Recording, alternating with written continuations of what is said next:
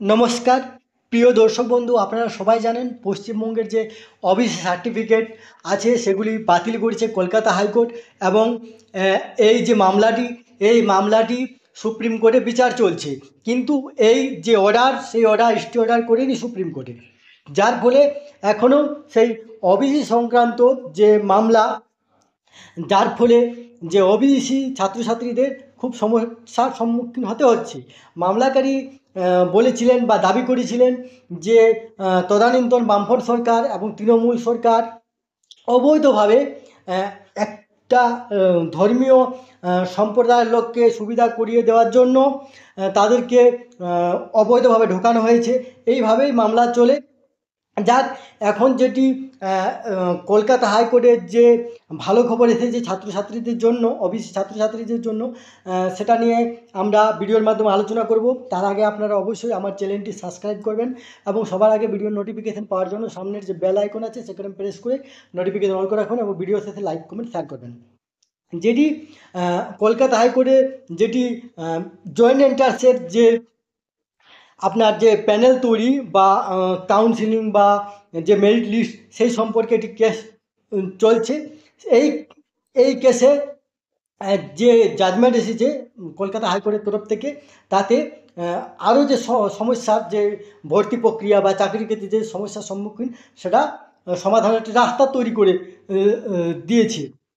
সেখানে বলা হয়েছে যে 2010-এর পরের যে ওবিসি সার্টিফিকেট সেগুলি অবৈধ এবং 2010-এর আগের যে ওবিসি সার্টিফিকেট সেগুলি বৈধ।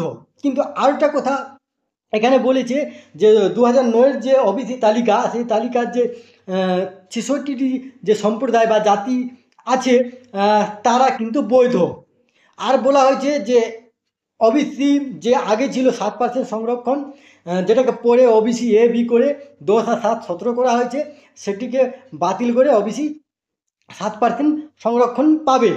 আসুন এই নিয়ে পত্রিকাতে কী লিখেছে আমরা দেখে নেব। দেখুন এখানে 2024 সালের joint entrance test for medical and allied সায়েন্সের পোস্ট গ্র্যাজুয়েট কোর্সের পরীক্ষা নতুন করে প্যানেল তৈরি করতে বলল কলকাতা হাইকোর্ট। শুধু তাই নয়, যোগ্য প্রার্থীদের কাউন্সিলিং 1 মাসের মধ্যে সম্পন্ন করতে হবে বলে নির্দেশ দিয়েছে বিচারপতি কৌশিক চন্দ্র।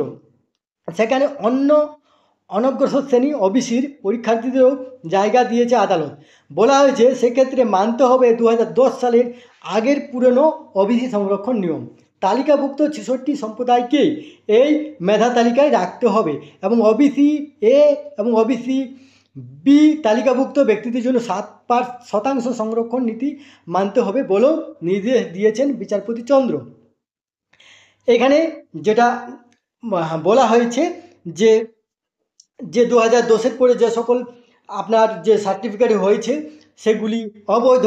2010-এর আগের যে সার্টিফিকেটগুলো আছে তারা কিন্তু ওবিসি সংরক্ষণ পাবে। এবং আরেকটি বলা হয়েছে যে 66টি যে সম্প্রদায়, সেই সম্প্রদায়ের ছেলেরা কিন্তু সুযোগ সুবিধা পাবে, কিন্তু যে 17% সংরক্ষণ ছিল সেটা কমিয়ে 7% করা হয়েছে। এই তথ্যটি আপনার সাথে শেয়ার করলাম। সুস্থ থাকবেন, ভালো থাকবেন, ধন্যবাদ।